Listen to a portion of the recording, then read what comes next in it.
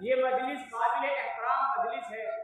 اس مجلس کے اندر اللہ کی جانب سے رحمتیں نازل ہو رہی ہیں. یہ وہ مجالس ہوا کرتی ہیں جن کو فرشتے بھی ڈھونڈا کرتے ہیں اور ان جیسی مجلسوں کے اندر شریک بھی ہوا کرتے ہیں. یہ ایسی مجالس ہے.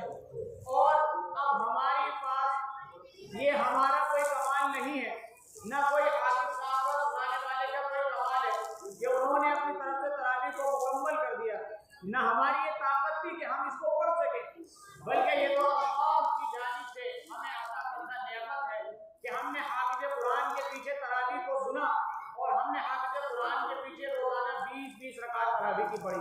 ہمارا اس میں کوئی کمال نہیں ہے، بلکہ اللہ تعالیٰ کی طرف سے یہ ہماری ایک نعمت ہے ہمارے لیے. تو جو قرآن کریم مکمل ہوا ہے وہ قرآن کریم بہت بابرکت کتاب ہے جس کو سید الکتب بھی کہا جاتا ہے، یعنی تمام کتابوں کی سردار. یہ ایسی کتاب ہے جس کا وعدہ خود رب کریم نے اللہ تعالیٰ نے اپنی کتاب کے اندر لیا اور فرمایا کہ اِنَّا نَحْنُ نَزَّلْنَا الذِّكْرَ وَإِنَّا لَهُ لَحَافِظُونَ، کہ یقیناً میری طرف سے یہ کتاب نازل ہوئی ہے اور میں ہی اس کتاب کا حفاظت کرنے والا ہوں. اور کسی کتاب کے بارے میں اللہ تعالیٰ نے وعدہ نہیں لیا، بلکہ اگر وعدہ لیا تو صرف اسی کتاب کے بارے میں وعدہ لیا. تو یہ رمضان مبارک کا مہینہ چل رہا ہے، اس کی خصوصیت قرآن کریم کے ساتھ بہت اہم ہے. فرمایا شہر رمضان الذی انزل فیہ القرآن، مبارک مہینہ. یہ وہ مہینہ ہے کہ جس کے اندر قرآن کریم کو نازل کیا گیا، اس کے اندر روزوں کو فرض کیا گیا. جو بندہ روزے رکھتا ہے، قرآن کریم کی تلاوت کرتا ہے، ان تمام چیزوں کا اس مہینے کے اندر اہتمام کرتا ہے تو اللہ تعالیٰ کی طرف سے بہت انعامات سے نوازا جائے گا.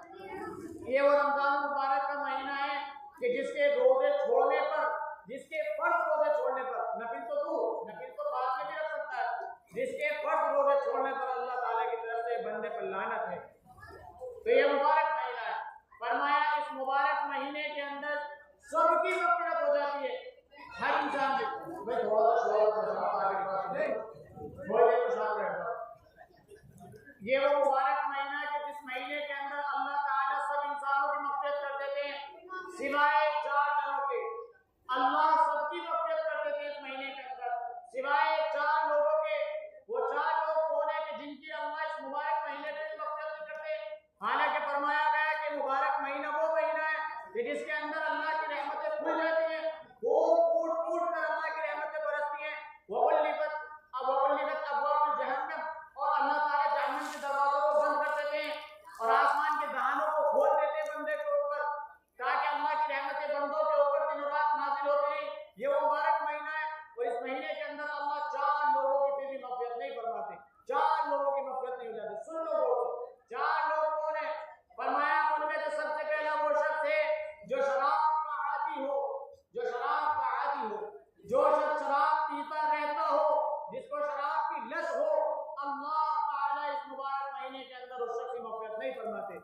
جو لوگ شراب پی کر بکواس کرتے ہیں، کبھی شراب کے اندر بیوی کو طلاق بھی دے دیتے ہیں، کبھی شراب پی کر نہ جانے کیسے فحشیات الفاظ استعمال بھی کر لیتے ہیں اور اس کا نتیجہ یہ ہوتا ہے کہ وہ اللہ کی رحمت سے، اللہ کے قرب سے دور ہو جاتا ہے. فرمایا اللہ تعالیٰ نے حدیث پاک کے اندر آتا ہے کہ اس مبارک مہینے کے اندر شراب پینے والے کی مغفرت نہیں ہو سکتی.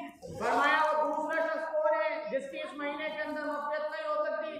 فرمایا وہ دوسرا شخص وہ ہے جو ماں باپ کا، والدین کا نافرمان ہو، جو والدین کا نافرمان ہو. جو اولاد والدین کی نافرمانی کرنے والی ہوتی ہے اللہ اس کی اس مبارک مہینے کے اندر بھی مغفرت نہیں کر سکتی. فرمایا اس مہینے کے اندر والدین کی اطاعت کو بھی فضیلت حاصل ہو گئی. فرمایا جو لوگ والدین کی اطاعت کرتے ہیں ان کے لیے خوشخبری ہے، اللہ ان کی مغفرت فرما دیتے ہیں. لیکن جو لوگ اپنے والدین کی اطاعت نہیں کرتے، ان کے عبادت سے دور رہتے ہیں، ان کی نافرمانی کرتے ہیں، فرمایا اس مبارک مہینے کے اندر ان کی بخشش نہیں ہوتی. فرمایا اگر اس مبارک مہینے کی فضیلت حاصل کرنی ہو والدین کے سلسلے میں، حضرت اویس قرنی رحمۃ اللہ علیہ کے حدیث شریف کے اندر تذکرہ ملتا ہے. اللہ کے نبی صلی اللہ علیہ وسلم نے حضرت عمر فاروق رضی اللہ تعالیٰ عنہ کو فرمایا کہ عمر، تمہارے زمانے میں، تمہارے دور خلافت میں ایک شخص یمن سے آئے گا جس کا نام اویس ہوگا. وہ سے اپنے لیے دعا کے لیے کہنا، اس سے اپنے لیے دعا کے لیے کہنا. بڑے حیران کن بات ہے. وہ عمر فاروق جس کے بارے میں جناب نبی کریم صلی اللہ علیہ وسلم نے فرمایا کہ لا نبی بعدی، میرے بعد کوئی نبی نہیں ہوگا، اگر میرے بعد کوئی نبی ہوتا تو وہ عمر ہوتا۔ اس شخص سے، اس امیر المؤمنین سے اللہ کے نبی صلی اللہ علیہ وسلم فرما رہے ہیں کہ عمر میرے بعد تمہارے دور خلافت میں ایک ایسا شخص آئے گا کہ اس سے اپنے لیے دعا کے لیے کہنا۔ فرمایا حضرت عمر فاروق رضی اللہ تعالیٰ عنہ کے دور میں جب حضرت عمر فاروق رضی اللہ تعالیٰ عنہ نے اویس قرنی رحمۃ اللہ علیہ کے بارے میں پوچھ تاچھ شروع کری، تقریباً جب آپ کے آخری حج چل رہے تھے، ان حج سے پہلے آپ نے حضرت اویس قرنی کے بارے میں معلوم کیا کہ یمن کا ایک شخص کون ہے، اس شخص کے بارے میں معلوم کیا۔ فرمایا ان کے چاچا اویس قرنی رحمۃ اللہ علیہ کے چاچا وہاں ملے، ان سے ملاقات ہوئی۔ فرمایا کہ اویس قرنی کہاں ہیں؟ فرمایا کہ وہ عرفات کے میدان میں بکریوں کو چرا رہے ہیں۔ فرمایا ان سے ملاقات کے لیے جانا ہے۔ حضرت عمر فاروق رضی اللہ تعالیٰ عنہ نے حضرت علی رضی اللہ تعالیٰ عنہ کو اپنے ساتھ لیا اور عرفات کے میدان چلے گئے۔ وہاں دیکھا کہ اویس قرنی رحمۃ اللہ علیہ اپنی نفل نمازوں کے اندر اپنی نفل نماز پڑھ رہے تھے، آپ بیٹھ گئے اور حضرت اویس قرنی رحمۃ اللہ علیہ نے جب دیکھا کہ مہمان بیٹھے ہیں، کوئی بیٹھا ہے، تو اپنی نماز کو مختصر کر دیا اور معلوم کیا کہ کون ہو بھائی، کہاں سے آئے ہو؟ تو معلوم پڑنے پر کچھ دیر کے بعد حضرت علی رضی اللہ تعالیٰ عنہ نے فرمایا کہ یہ حضرت عمر فاروق ہیں، امیر المؤمنین ہیں۔ کیا فرمایا؟ امیر المؤمنین ہے۔ فرمایا کہ مجھ سے غلطی ہو گئی، میں جاننے میں پہچاننے میں۔ حضرت عمر فاروق کا موجود تھے۔ حضرت عمر فاروق نے فرمایا کہ ویسے کرنی میرے لیے دعا کرنا، اللہ سے ہمارے لیے دعا کرنا۔ فرمایا کہ امیر المؤمنین، بڑا تعجب ہوا، ایک امیر المؤمنین مجھ سے دعاؤں کے لیے کہہ رہا ہے۔ فرمایا ہاں، کہ اللہ کے نبی صلی اللہ علیہ وسلم نے فرمایا تھا کہ اگر میرے بعد آپ کے دور خلافت میں ایک ایسا شخص آئے گا کہ اس سے اپنے لیے دعا کے لیے کہنا۔ فرمایا میں اللہ کے نبی کی وجہ سے آپ سے دعا کے لیے کہہ رہا ہوں۔ فرمایا وہ کون سا تمہارا عمل ہے؟ وہ کون سا عمل ہے کہ جس کی وجہ سے؟ فرمایا اویس قرنی رضی اللہ تعالیٰ رحمۃ اللہ علیہ کے سلسلے میں آتا ہے کہ والدہ کی والدین کی خدمت میں اتنے بزی رہتے تھے کہ اللہ تبارک و تعالیٰ نے ان کو وہ مقام عطا کیا کہ اللہ کے رسول صلی اللہ علیہ وسلم نے ان کے لیے دعا کے لیے کہنے کے لیے امیر المؤمنین حضرت عمر فاروق کو فرمایا کہ اویس قرنی سے گھٹنے کے لیے دعا کے لیے کہنا۔ فرمایا یہ اس لیے تھا تاکہ لوگوں کو معلوم ہو جائے کہ والدین کی فضیلت کیا ہے۔ اسی لیے حضرت حضور صلی اللہ علیہ وسلم نے آپ کو ارشاد فرمایا کہ ان سے دعا کے لیے کہنا۔ فرمایا کہ تیسرا کون شخص ہے جس کی رمضان مبارک کے مہینے میں بھی بخشش نہیں ہوتی؟ فرمایا وہ تیسرا شخص وہ شخص ہے جو اپنے قریبی رشتہ داروں سے تعلقات خراب کرنے والا ہے، جو اپنے رشتہ داروں سے قریبی رشتہ داروں سے تعلق کو خراب کرنے والا ہوتا ہے، جو رشتہ داری توڑنے والا ہوتا ہے، اس شخص کی رمضان مبارک کے اندر بھی بخشش نہیں ہوتی۔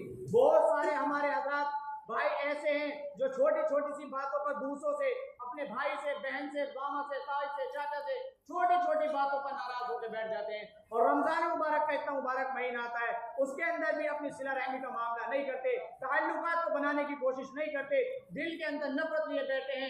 جو لوگ دل کے اندر اس طرح نفرت لیے بیٹھے ہوتے ہیں اور آگے چل کر ان کا ارادہ نہیں ہوتا کہ ہم رشتہ داری کو بڑھائیں، رشتہ داری کو جوڑیں، چھوٹے پن کر ان کے سامنے جھک جائیں۔ فرمایا حدیث شریف کے اندر آتا ہے کہ ایسے لوگوں کی بھی رمضان مبارک کے اندر مغفرت نہیں ہوتی۔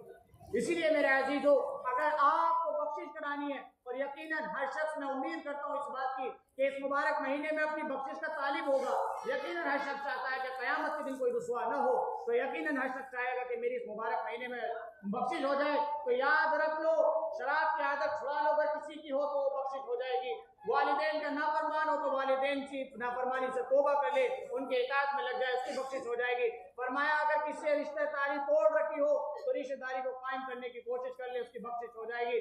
فرمایا چوتھا شخص کون ہے جس کی مغفرت نہیں ہوتی؟ فرمایا کہ جس کے دل کے اندر کینہ ہو، جو شخص دل میں کینہ رکھنے والا ہوگا اس شخص کی مغفرت نہیں ہوگی۔ وہ چاہتا ہوگا کہ دوسروں کو دیکھ کر خوشی میں نفرت، جلن، حسد رکھتا ہوگا، ہر کام میں دوسروں سے جلتا ہوگا، ایسے لوگوں کی بھی مغفرت نہیں ہے۔ اگر حسد کرنا ہے تو ایسا حسد مت کرو، دوسروں سے حسد مت کرو، ان حسد کی وجہ سے اللہ رب العزت آپ کی مغفرت نہیں فرمانے کے۔ فرمایا اسی لیے اگر اپنے گھر کے اندر دینداری چاہتے ہو تو قرآن کریم کی دولت سے اپنی اولادوں کو آراستہ کراؤ، قرآن کریم کی دولت سے اپنی اولاد کو آراستہ کراؤ، اپنی اولاد کو حافظ قرآن بناؤ، دین کا داعی بناؤ، دین کا شہزائی بناؤ۔ اگر آپ نے اپنی اولادوں کے اندر دین کو بٹھا دیا، دین کا علم ان کے سینوں کے اندر جذب کروا دیا، تو خدا کی قسم انشاءاللہ ثم انشاءاللہ کل قیامت کے دن اگر آپ کی رسوائی ہو رہی ہوگی تو یہی حافظ قرآن آپ کی رسوائی ہونے سے آپ کو بچا لے گا۔ فرمایا جو جن لوگوں کے بچے حافظ قرآن ہیں، عمل بھی پیرا ہے قرآن کریم کے اوپر، تو کل قیامت کے دن یہی اولاد خدا نہ خواستہ جب آپ کا ہمارا جہنم کا فیصلہ ہو رہا ہوگا اور ہمارے جہنم کے فیصلے ہونے پر ہم نے دنیا کے اندر اپنی اولاد کو حافظ قرآن نہیں بنایا ہوگا، دین کی دولت نہیں سکھائی ہوگی، ہم نے رب کی معرفت اپنی اولاد کو دنیا کے اندر نہیں دی ہوگی، اور کل قیامت کا محشر ہوگا، میدان میں سب لوگ جمع ہوں گے اور اللہ تعالیٰ اس نہ پڑھنے کی وجہ سے ان کے والدین کو جہنم کے فیصلے سنا دے اور یا ان کی اولاد کو جہنم کے فیصلے سنا دے، تو یہی اولاد یہ نہ کہ اٹھے کہ اللہ تعالیٰ ہمارا گناہ کیا ہے، ہم نے کون سا گناہ کر دیا جس کی وجہ سے جہنم کے فیصلے ہو رہے ہیں۔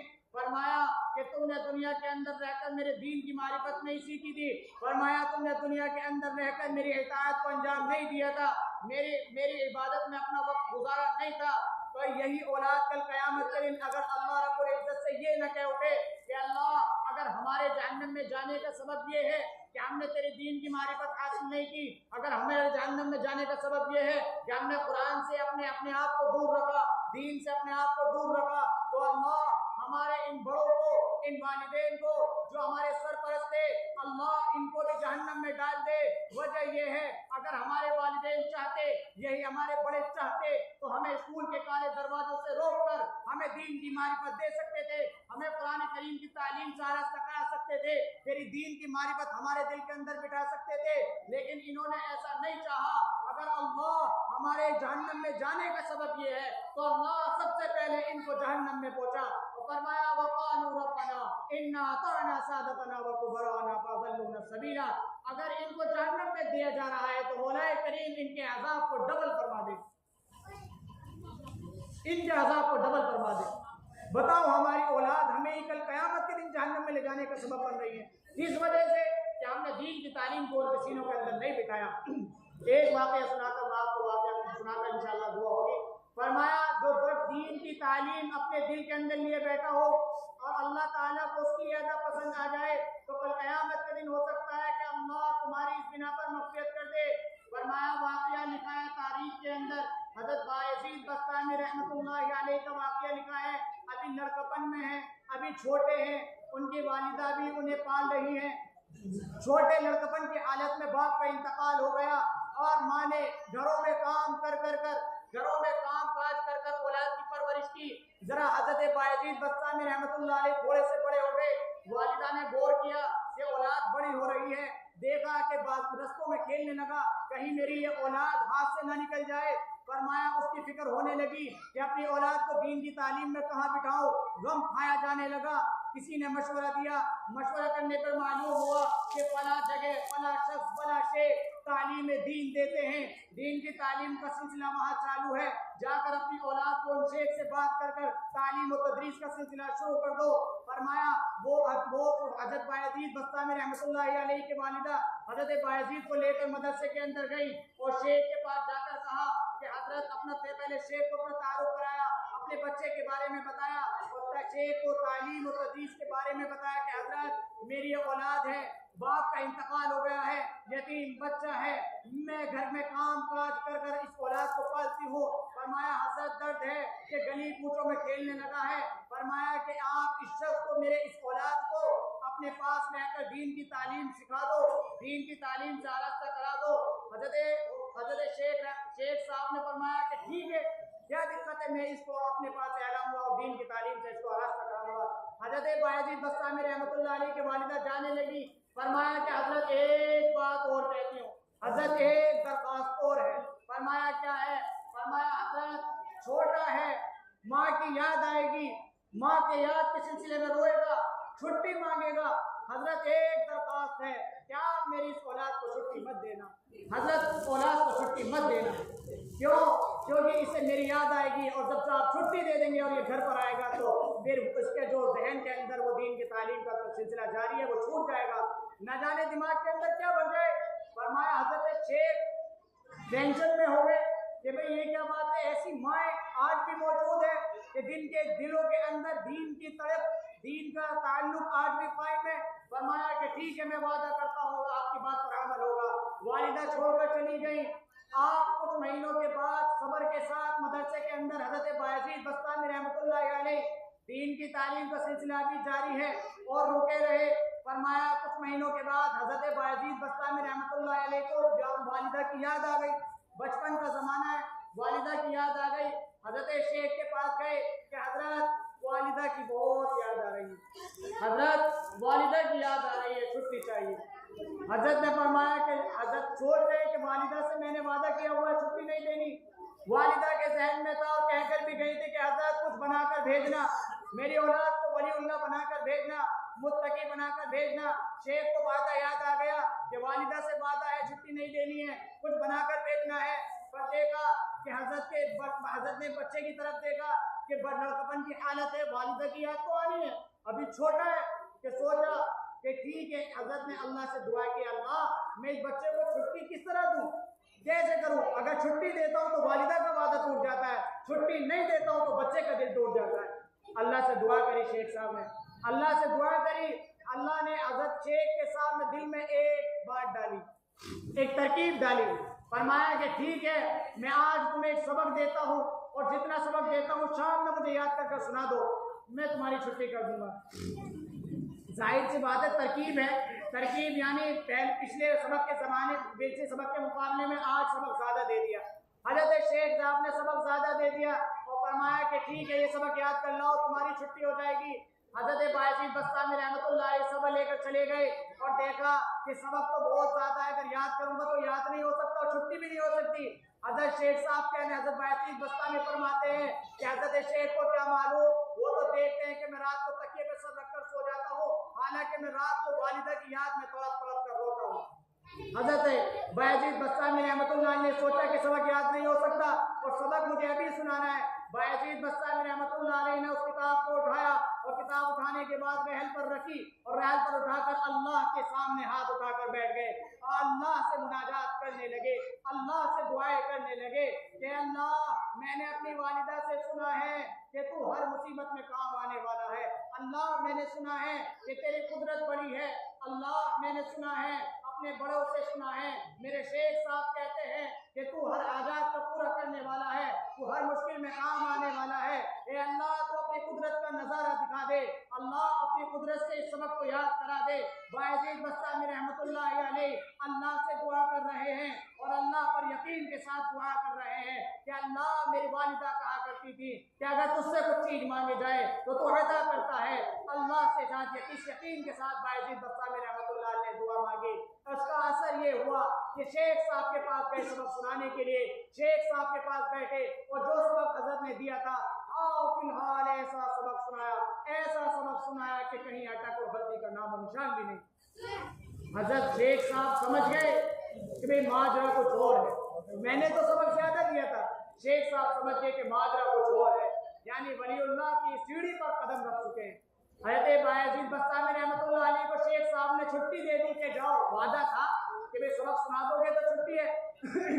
हजरत शेख साहब ने बायजीद बस्तामी रहमतुल्लाह अलैह को छुट्टी दे दी और छुट्टी देने के बाद बायजीद बस्तामी रहमतुल्लाह अलैह बहुत खुश हुए। अभी छोटे हैं, छोटे होने की हालत में वालिदा की याद आ रही थी। हजरत शेख साहब का हाथ छुआ, हाथ छूने के बाद सर पे हाथ रखवाया और हाथ रखवाने के बाद उस गली की तरफ चल दिए जिस गली से हजरत का घर पड़ता है। हजरत खूब खेलते कूदते, जिस तरह बच्चे को एक माँ से मोहब्बत होती है, इसी तरह हजरत बायजीद बस्तामी रहमतुल्लाह अलैह अपने वालिदा से मिलने के इश्तियाक में इतने जुनून के साथ घर की तरफ रवाना हुए और खेलते कूदते जा रहे हैं। गेट पर गए और गेट पर जाने के बाद कुंडी खड़खड़ाई कि अम्मा, अम्मा कुंडी खोल, अम्मा कुंडी खोल। फरमाया कौन है? फरमाया अम्मा तेरा बायजीद है। फरमाया कि कौन बायजीद? फरमाया अम्मा तेरा बायजीद है। फरमाया कि मेरा बायजीद नहीं आ सकता, मेरा बायजीद अभी नहीं आ सकता। फरमाया मेरा बायजीद तो जब आएगा जब वो विलायत की सीढ़ियों को पूरा कर लेगा। फरमाया मेरा बायजीद तो तब आएगा जब वो वलीउल्लाह बन जाएगा। हजरत बायजीद बस्तामी रहमतुल्लाह अलैह खड़े के खड़े रह गए। हजरत बायजीद के आंसू आ गए और खूब रोने लगे। हजरत बायजीद बस्तामी के लिए गेट नहीं खोले गए, ये माँ है یہ ماں ہے، یہ وہ ماں ہے جو 70 ماہ جو اتنی اپنے اولاد سے محبت کرتی ہے کہ اس کو تڑپتا ہوا نہیں دیکھ سکتی، لیکن دین کی خاطر اس اولاد کو روانہ پھر سے کر دیا۔ اس کو معلوم نہیں تھا کہ گیٹ پر بایزید کھڑا ہے، ماں کو معلوم نہیں تھا، معلوم تھا کہ بایزید کھڑا ہے، پھر بھی کہہ دیا کہ کون بایزید؟ میرا بایزید تو وہ ہے جو تعلیم و تدریس کا سلسلہ مکمل کر کے میرے گھر پر آئے گا۔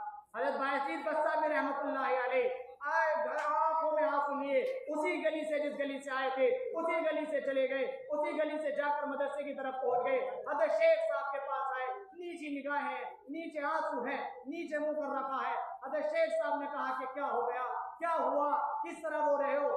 آپ چہرہ اوپر اٹھایا اور دیکھا کہ بایزید بستامی رحمۃ اللہ علیہ کے آنسو ابھر رہے ہیں، آنسو نکل رہے ہیں۔ حضرت شیخ صاحب نے اپنے پگڑی کے کنارے سے حضرت بایزید بستامی رحمۃ اللہ علیہ کے آنسو کو صفا کیا، اور صفا کرنے کے بعد معلوم کیا کہ کیا ماجرا ہے۔ حضرت بایزید نے فرمایا کہ حضرت شیخ صاحب استاد جی، میں اپنی والدہ کے پاس گیا تھا، بڑے اطمینان بڑے اشتیاق کے ساتھ والدہ کے پاس گیا تھا، تو والدہ نے گھر پر جا کر میں نے گیٹ کھٹکھٹایا اور والدہ نے گھر پہ میں نے کہا بھی تھا کہ بایزید ہوں، فرمایا کہ کون بایزید؟ مجھے گھر سے یہ جواب ملا۔ شیخ صاحب سمجھ گئے تھے اور فرمایا کہ حضرت بایزید بستامی رحمۃ اللہ علیہ نے فرمایا کہ حضرت اب چھٹی لے کر نہیں جاؤں گا، بلکہ اب جب ہی جاؤں گا جیسے میری والدہ کا یقین تھا اسی طرح بن کر جاؤں گا۔ حضرت شیخ صاحب رحمۃ اللہ علیہ نے بھی جبھی تھام لیا اور فرمایا کہ حضرت شیخ صاحب ایک دعا میری والدہ کے لیے کر دیجیے گا، حضرت ایک دعا میری والدہ کے لیے کر دیجیے گا۔ فرمایا کیا؟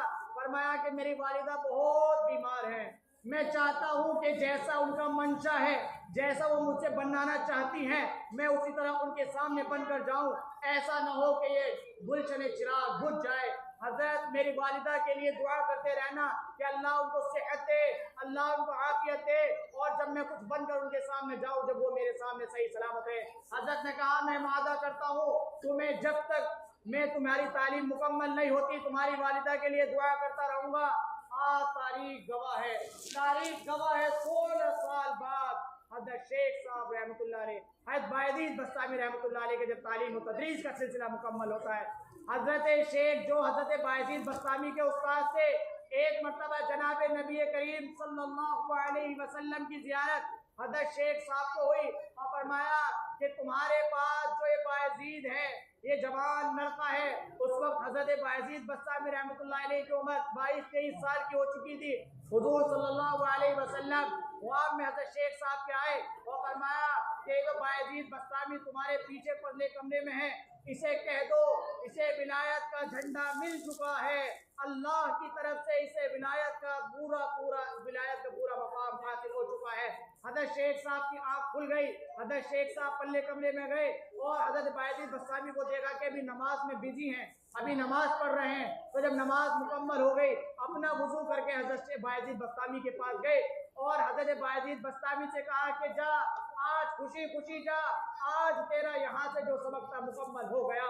اپنے گلے لگایا، سر پر ہاتھ رکھا اور بایزید بستامی رحمۃ اللہ علیہ نے حضرت کا بوسہ لیا اور حضرت شیخ صاحب نے استاد جی نے اپنا سر کا امامہ حضرت بایزید بستامی رحمۃ اللہ علیہ کے سر پر رکھا اور حضرت کو گھر روانہ کر دیا۔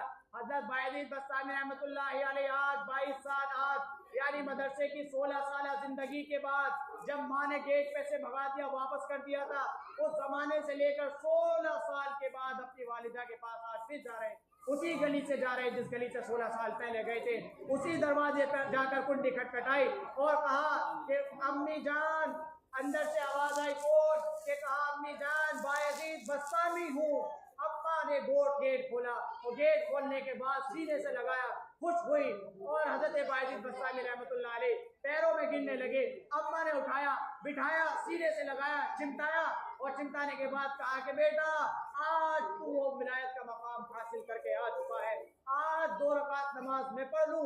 اور پھٹی پرانی بوریا بسترا اپنا مصلی کی جگہ بچھائی اور اللہ سے 2 رکعت نماز پڑھ کر شکر ادا کیا کہ اللہ میرے شکر کو ادا کر لے، جو میں چاہتی تھی، جو میں نے تجھ سے مانگا تھا، جو میں اپنے بیٹے کو دیکھنا چاہتی تھی، آج وہ مقام میرے بیٹے کو حاصل ہو چکا ہے، اللہ میرے شکر کو ادا کر لے۔ بیٹے کو سینے سے لگا کر فریاد کی۔ میرے عزیزو، اس واقعے سے معلوم ہوتا ہے کہ ہمارے گھر کے اندر اگر دینی تعلیم پیدا ہوگی، ہمارے سینوں کے اندر دینی جذبہ معلوم ہوگا، دینی جذبہ ہوگا، اپنی اولاد کو پڑھانے لکھانے کا ہوگا تو ہماری اولاد بھی کامیاب ہوگی۔ اگر ہمارے سینوں کے اندر اپنی اولاد کو پڑھانے کا جذبہ نہیں ہوگا تو ہماری دنیا بھی بیکار اور آخرت بھی بیکار۔ اسی لیے اللہ تبارک و تعالیٰ سے ہر والدین کو دعا کرنی چاہیے کہ وہ اپنی اولاد کو حافظ قرآن بنائے، حافظ قرآن بنانے کے ساتھ ساتھ عالم دین بھی بنائے۔ کوئی آپ کو نہیں روکتا کہ آپ دینی دنیاوی تعلیم مت دیں، آپ اپنی اولاد کو انٹر کرائیں، بی اے کرائیں، بی ایڈ کرائیں، لیکن دینی تعلیم ضرور دیں، دینی تعلیم ضرور دیں۔ یہ میں پھر کہہ رہا تھا کہ آپ نے جن حافظ صاحب کے پیچھے قرآن کریم کو پڑھا ہے وہ حافظ قرآن رب کی کتاب کو اپنے دل کے اندر، اپنے سینے کے اندر سمائے ہوئے، اس کا ادب ہے، اس کا احترام ہے۔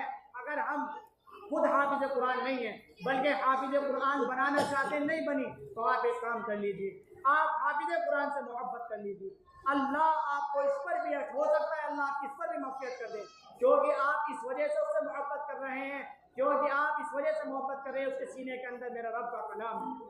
آپ جس طرح بھی محبت کرنا چاہیں حافظ قرآن سے محبت کر سکتے ہیں۔ تو اسی لیے حافظ قرآن سے محبت کرنی چاہیے اور اپنی اولاد کو حفظ قرآن پڑھانے کی، پڑھنے کی اور عمل کرانے کی کوشش بھی کرنی چاہیے۔ اللہ تعالی ہم سب کو عمل کی اور کہیں بھی بات کرنے کی توفیق عطا فرمائے۔ تھوڑا سا بیان